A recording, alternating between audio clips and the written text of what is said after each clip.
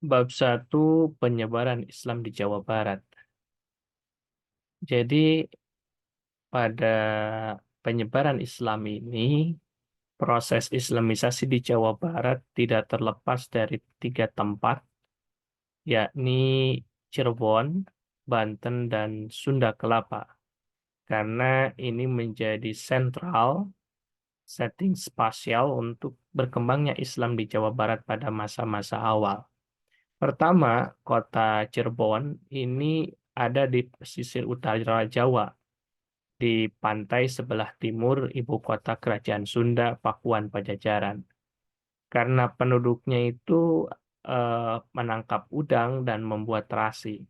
Dan Cirebon juga memiliki muara-muara yang berperan penting bagi pelabuhan yang dijadikannya sebagai tempat menjalankan kegiatan. Dan ini diungkapkan oleh Tom Pires ya, tahun 1513 bahwasanya Cirebon itu tiap hari disinggahi 3 sampai 4 buah kapal untuk berlabuh. Karena tempat ini sebagai tempat untuk ekspor beras, jenis makanan kayu, dan membuat kapal sekitar 1.000 orang penduduknya. Jadi sehingga pada masa kerajaan Pajajaran itu kerajaan Sunda ya, kerajaan Sunda itu dijadikan fasal tempat berlabuh. Nah, itu berkaitan dengan kondisi kota Cirebon. Nah, karena Cirebon ini menjadi tempat berlabuhnya apa namanya itu para kapal-kapal, di sanalah mulai adanya proses pembauran atau informasi yang masuk dari luar, khususnya berkaitan dengan ajaran Islam, karena terbukalah komunikasi atau hubungan dengan luar negeri. Kita lihat juga kondisi Banten. Nah, Banten juga itu tempat yang terletak dalam di daerah-daerah pesisir juga, karena di sini Banten memiliki peran sebagai penguasaan Selat Sunda yang menjadi mata rantai dalam pelayaran dan perdagangan melalui lautan Indonesia di bagian selatan dan barat Sumatera. Sehingga Banten ini memiliki peran penting secara strategis, bahkan menjadi pengawasan politik Portugis di Malaka, karena di sanalah apa namanya itu saling terhubung dengan berbagai wilayah, khususnya di luar negeri. Lalu berkaitan dengan Sunda Kelapa, Thomas Pires mengungkapkan pada tahun 1513, J. de Barros tahun 1527, dan Cornelis de Houtman 1598, bahwa Sunda Kelapa merupakan kota pelabuhan. Jadi Sunda Kelapa ini menjadi kota pelabuhan yang merupakan pelabuhan utama Kerajaan Sunda.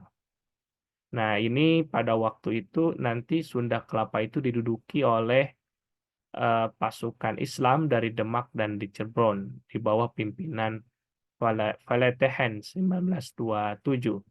Nah, inilah yang tiga tempat inilah yang apa namanya itu menjadi epicentrum penyebaran Islam di daerah Jawa bagian barat, gitu kan?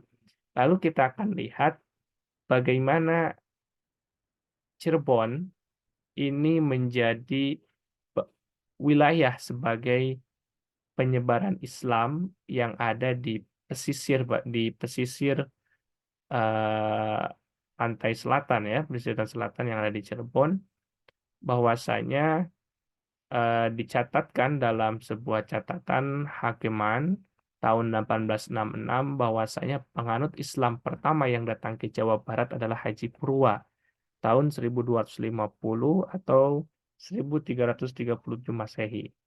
Ini putra kuda Lalain Haji Purwa masuk Islam ketika sedang dalam perjalanan niaga ke India. Ia diislamkan oleh saudagar Arab yang kebetulan bertemu di India. Jadi Haji Purwa berupaya mengislamkan adiknya yang sedang berkuasa di kerajaan pedalaman di Tatar Sunda. Akan tetapi upaya itu gagal Akhirnya Haji Purwa meninggalkan Galuh menuju dan kemudian menetap di Cirebon Girang. Nah, tapi dikatakan lagi bahwasanya Haji Purwa itu identik dengan Syekh Maulana Saifuddin, orang Islam pertama yang menetap di Cirebon. Jadi nama berbeda namun eh, memiliki kesamaan orang. Nah, disinilah Haji Purwa atau Syekh Maulana Saifuddin ini menyebarkan Islam di Cirebon Girang, yang pada waktu itu Cirebon itu dikepalai oleh Ki Gedeng Kasmaya, yang masih saudara dari penguasa Galuh. Yang ini apa, daerah Mandala atau daerah, ya itu kan tempat apa namanya itu, pelabuhan lah intinya kan gitu. Nah, sedangkan selain itu juga ada Syekh Kuro. Ini di dalam riwayat Carita Purwaka Caruban Nagari. Jadi bahwa Dukuh Pasambangan didatangi guru-guru agama Islam antara lain dari Campa, Syekh Hasanuddin putra Syekh Yusuf Sidik, ia seorang ulama terkenal di Campa. Syekh Hasanuddin mendirikan pondok di daerah Karawang. Menurut salah satu sumber, Syekh Hasanuddin mengutamakan pembacaan kitab suci Al-Quran atau Qiraat, sehingga ia dikenal dengan Syekh Kuro. Lalu ada juga Juru Labuan Ki Gedeng Tapa, yang putrinya bernama Nyai Subang Larang untuk berguru agama Islam di Pondok Kuro. Jadi menurut sumber tradisi ini dalam perkembangan kemudian Nyai Subang Larang dinikahi oleh Prabu Siliwangi atau Raja Sunda. Nah, tokoh selanjutnya seorang Muslim yang tinggal di Tatar Sunda pada periode awal itu adalah Syekh Datuk Kahfi, yang dikenal juga dengan nama Syekh Idovi atau Syekh Nurjati. Jadi menurut sumber historiografi tradisional, dia adalah seorang yang berasal dari tanah Arab. Syekh Datuk Kafi datang ke Pasambangan sebagai utusan Raja Parsi. Kedatangan Syekh Datuk Kafi ini disertai oleh 20 orang pria dan 2 orang wanita. Kedatangan mereka diterima dengan baik dan dimuliakan oleh Ki Gedeng Jumatan Jati Walang Sungsang Cakrabuana bersama istrinya yang bernama Endang Ayu dan adiknya yang bernama Nyai Larasantang, yang disuruh oleh Ki Gedeng Jumajan Jati untuk berguru agama Islam pada Syekh Datuk Kafi yang mendirikan pondok di Bukit Amparan Jati. Jadi setelah berguru pada Syekh Datuk Kahfi, Walang Sungsang mendapat julukan Samadullah atau Cakrabumi. Atas petunjuk gurunya, Walang Sungsang mendirikan pondok di Tajuk di Dukuh Kebon Pesisir. Tempat ini yang semula merupakan Tegal Alang-alang kemudian menjadi desa yang dikepalai seorang kuwu yang dinamakan Caruban atau Caruban Larang. Dalam perkembangan selanjutnya, para pedagang yang semula mengunjungi pelabuhan di Muara Jati, Dukuh Pasambangan kemudian pindah ke pelabuhan Caruban sehingga desa itu kemudian tumbuh menjadi perkotaan. Nah, dari sejarah perkembangan itu bahwasanya selain tempat-tempat yang menjadi epicentrum perkembangan Islam di Jawa Barat, ada tokoh-tokoh juga yang datang dari luar. Salah satunya Syekh Kuro yang ada di Karawang. Lalu ada beberapa tokoh yang memang nanti berkerabatan dengan apa namanya itu, dari keluarga kerajaan Sunda. Nah, inilah yang salah satu apa namanya faktor berkaitan mulai berkembangnya Islam di daerah Jawa Barat. Nah, ketika di Cirebon, sebagaimana dituturkan oleh Tom Pires, sebagian masyarakat Jawa Barat, yaitu penduduk kota Pelabuhan Cirebon dan Pelabuhan Cimanuk, Indramayu, sudah beragama Islam. Ini di Tatar Sunda seperti Banten, Pontang, Cikande, Tangerang, dan Kelapa sudah ada yang memeluk Islam. Namun, eh, perlu dicatat bahwasanya boleh jadi tidak hanya tempat-tempat tersebut yang sebagian penduduknya telah masuk Islam, karena ini tidak lepas dari komunikasi ataupun hubungan perdagangan yang akhirnya menjadikan Islam masuk di daerah-daerah pelabuhan. Nah, kenapa Tom Pires menyatakan seperti ini? Karena didasarkan pada perintah dari Raja Sunda agar dilakukan pembatasan terhadap jumlah saudagar-saudagar Muslim yang mengunjungi pelabuhan-pelabuhan. Karena pelabuhan, pedagang Muslim itu mendatangi kota-kota pelabuhan itu berasal dari Malaka, Palembang, Pansur, Tanjung Pura, Lawe, Jawa, Larangan itu kemungkinan terjadi atas permintaan Portugis yang sudah menduduki Malaka pada tahun 1511 dan bermaksud menjalin kerjasama dengan kerajaan Sunda. Lalu ketika sebelum abad ke-16, itu bahkan pada awal abad ke-15, orang Islam sudah masuk ke wilayah Sunda, tepatnya ke Cirebon tahun 1415. Bahkan eh, orang Tionghoa, yakni ekspedisi Cheng Ho, itu juga berapa namanya itu mengungkapkan bahwasanya pelabuhan awal Dukuh Pasambangan itu terletak di kaki Bukit Sembung dan Amparan Jati yang telah ramai disinggahi kapal para pedagang asing seperti Tionghoa, Arab, Persia, India, Malaka, Tumasik, Pasai, Jawa Timur, Madura, dan Palembang yang pada waktu itu penguasanya lagi Gedeng Jumajan Jati. Nah, eh, kita lihat bahwasanya agama Islam yang masuk di Jawa Barat yang dibawa oleh Haji Purwa, orang Galuh yang diislamkan oleh Gujarat, saudagar berkebangsaan Arab, kemudian Syekh Kuro, seorang Muslim yang datang dari Campa, lalu Syekh Datuk Kapi, seorang Muslim berkebangsaan Arab yang datang sebagai utusan Raja Persia. Nah, tempat yang pertama kali dijadikan pemukiman orang Islam itu adalah Cirebon. Nah, disinilah agama Islam kemudian menyebar ke daerah-daerah lain yang ada di Jawa Barat. Nah, ketiga tokoh tersebut berperan sebagai peletak dasar agama Islam di Cirebon. Adapun tersebarnya agama Islam di seluruh daerah di Tatar Sunda lebih terkait dengan munculnya dua tokoh, yaitu Syarif Hidayatullah dan Fatahillah. Nah, itu jadi peletak dasarnya itu telah terbangun, namun ketika ke wilayah-wilayah lain di Jawa Barat itu dinyatakan ada dua tokoh. Yang pertama Syarif Hidayatullah dan kedua Fatahillah. Pertanyaannya, apakah Syarif Hidayatullah dan Fatahillah itu sama atau tidak? Nah, kalau kita lihat dari beberapa catatan sejarah, bahwasanya Syarif Hidayatullah adalah putra Nyai Larasantang yang waktu itu belajar Islam. Nah, yang apa namanya itu putra Nyai Larasantang dari hasil pernikahan dengan Sultan Mahmud Syarif Abdullah. Jadi yang apa namanya itu jadi putranya yang mana Nyai Larasantang itu menikah dengan Sultan Mahmud yang menghasilkan putra Syarif Abdullah. Nyai Larasantang adalah anak Ki Gedeng Tapa yang dilahirkan tahun 1404 Masehi dan nikah pada tahun 1422 Masehi. Nyai Larasantang sendiri lahir tahun 1426 Masehi. Bahwasanya Cakrabuana beserta adiknya yang bernama Nyai Larasantang pergi berguru kepada Syekh Datuk Kahfi. Jadi berguru ke Syekh Datuk Kahfi, lalu Nyai Larasantang menikah karena sudah Islam, menikah dengan Syarif Abdullah. Nah, dan apa namanya itu bermukim mendirikan perguruan agama Islam di Bukit Amparan Jati atas saran Syekh Datuk Kahfi.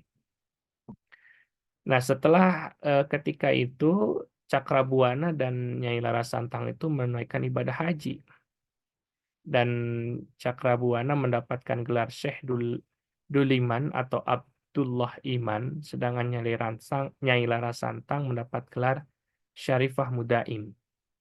Dan karena Syarifah Mudaim itu ketika masih di Mekah dinikahi oleh Sultan Mahmud atau Syarif Abdullah, ia adalah anak dari Nurul Amin dari Wangsa Hashim yang nikah dengan Putri Mesir. Hasil dari pernikahan Syarifah Mudaim dengan Sultan Mahmud ini lahirlah Syarif Hidayatullah yang lahir di Mekah tahun 1448.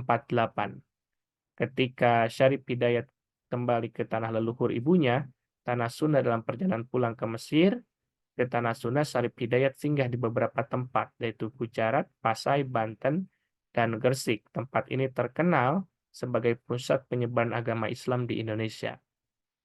Nah, ketika singgah di Pasai, Syarif Hidayat bermukim agak lama. Ia berguru kepada Syekh Ishaq, ayah Sunan Giri. Ketika singgah di Banten, didapatkannya di daerah itu sudah ada yang menganut Islam.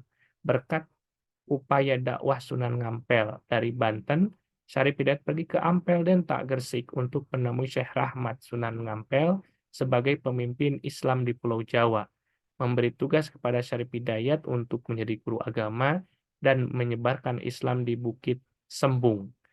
Akhirnya dipenuhilah perintah tersebut, pergilah ke Cirebon pada tahun 1470 sejak ia mendapat gelar Maulana Jati atau Syekh Jati. Nah, dari berita Tompires bahwasanya sejak Demak berdiri sebagai kerajaan Paterodim atau Raden Patah sebagai rajanya, daerah pesisir utara Jawa Barat, terutama Cirebon, telah ada di bawah pengaruh Islam dari Demak. Jika didasarkan pada berita Tompires itu berarti Islam sudah ada di Cirebon sejak lebih kurang tahun 1470 sampai 1475. Karena kenapa? Kerajaan Demak menanamkan pengaruhnya di pesisir utara Jawa Barat. Nah, pada tahun 1479, Syarif Hidayat diangkat menjadi tumenggung di Cirebon dan mendapat gelar Susuhunan Jati. Jadi selain sebagai pimpinan pemerintahan, Susuhunan Jati juga mendapat tugas dari para wali untuk menjadi pemimpin agama Islam di Cirebon. Cirebon pun ditetapkan sebagai pusat penyebaran Islam di tanah Sunda. Nah itu, sehingga secara ringkas bahwasanya sejumlah nama yang menunjukkan orang yang sama yaitu Sunan Gunung Jati, Susuhunan Jati, Syarif Hidayatullah, Makhdum Jati, Said Kamil, Syarif Hidayat ini merupakan nama yang sama karena lahir di Mekah tahun 1448 Masehi, meninggal di Cirebon 1568 Masehi. Sehingga perkiraan rentang kekuasaannya itu 1479 sampai 1568. Nah, jadi, apa namanya itu, berkaitan dengan penyebaran Islam di Cirebon kan, dan nanti akan keterkaitan bagaimana, perlawanan Cirebon dengan kerajaan Sunda pada waktu itu berkaitan dengan aspek politik yang akhirnya Islam pun menyebar lebih luas. Tapi kali ini kita akan melihat perbedaan antara Syekh Syarif Hidayatullah dengan Falatehan. Nah, kalau misalnya kita lihat, eee, berkaitan dengan tokoh lain juga, itu Falatehan itu memiliki nama lain. Jadi beberapa nama seperti Carita Purwaka Carubannagari, tokoh ini bernama Pangeran Pase atau Fadilah Khan, atau nama lengkapnya adalah Maulana Fadilah Al-Pasei Ibnu Maulana Makhdar Ibrahim Al-Gujarat. Falatehan dilahirkan di Pasai, Sumatera tahun 1490 Masehi. Ayahnya bernama Maulana Makhdar Ibrahim yang berasal dari Gujarat yang bermukim di Basem, Pasai sebagai guru agama Islam. Maulana Makhdar Ibrahim masih keturunan Nurul Amin, kakek Syarif Hidayat. Dengan demikian, Syarif Hidayatullah dengan Falatehan masih bersaudara satu kakek. Ketika Falatehan pergi ke Mekah, Pasai diduduki oleh Portugis. Falatehan tinggal di Mekah selama 2-3 tahun. Selama di sana ia mendalami ilmu agama Islam. Ketika Falatehan hendak pulang ke tanah Pasai, diketahuinya bahwa tanah lainnya dikuasai oleh Portugis. Akhirnya keinginan pulang ke Pasai dibatalkan dan perjalanannya dialihkan ke Jepara, Pelabuhan Demak, pada tahun 1524. Jadi di Demak, Falatehan menemui Sultan Trenggono. Falatehan menikahi putri Raden Patah, adik Sultan Trenggono itu yang bernama Nyai Ratu Pambayun. Putri ini adalah jandanya Pangeran Jayakelana, putra Syarif Hidayat, yang meninggal tahun 1516 Masehi. Selain itu, Falatehan pun menikahi putri Syarif Hidayat yang bernama Nyai Ratu atau Raden Ayu. Ia adalah janda dari Sultan Demak atau Pangeran Sabranglor yang meninggal tahun 1521. Dari perkawinan itu lahir seorang putri bernama Ratu Newati Raras yang kemudian dinikahi oleh Pangeran Dipati Pakungja atau Dipati Sedaing Kamuning putra Pangeran Pasarean. Nah, dari Sultan Demak, pelatihan mendapat tugas untuk menyebarkan agama Islam di daerah Banten. Jadi, pelatihan itu datanglah ke Banten dengan sambutan baik dari penguasa setempat, pemimpin daerah Banten sendiri masuk Islam dan selanjutnya pelatihan mendapat banyak bantuan dari pemimpin setempat untuk menyebarkan agama Islam. Nah, itulah salah satu berkaitan dengan siapa itu Palatehan ya. Masih jadi, orang yang berbeda dengan Syarif Hidayatullah. Jadi ketika kita lihat riwayat hidup Palatehan itu, bahwasanya berkait dengan nama, terdapat jumlah nama yang menunjukkan orang yang sama. Seperti Palatehan, Palatehan Tagaril, Fatahillah, Fadil Khan, yang lahir 1490 Masehi dan meninggal di Cirebon 1570. Dan ia menjadi Panglima Tentara Demak, Bupati Jayakarta, dan memegang kekuasaan di Cirebon mewakili Syarif Hidayatullah tahun 1527 sampai 1570. Jadi, eee, kita lihat secara ringkas bahwasanya penyebaran Islam ada pada masa awal dengan 3 tokoh awal itu kan, Syekh Datuk Kafi, Syekh Kuro, dan satu lagi itu berkaitan dengan, apa namanya, perkembangan awal Islam. Nah, perkembangan awal Islam ini nanti ketika masuk pada tahap selanjutnya itu ada 2 tokoh penting, yakni Syarif Hidayatullah dan Palatehan yang menyebarkan Islam tidak hanya sebatas berdakwah tetapi, masuk dalam ranah-ranah politik atau kebijakan-kebijakan yang tentu memberikan pengaruh kepada masyarakat di Tatar Sunda.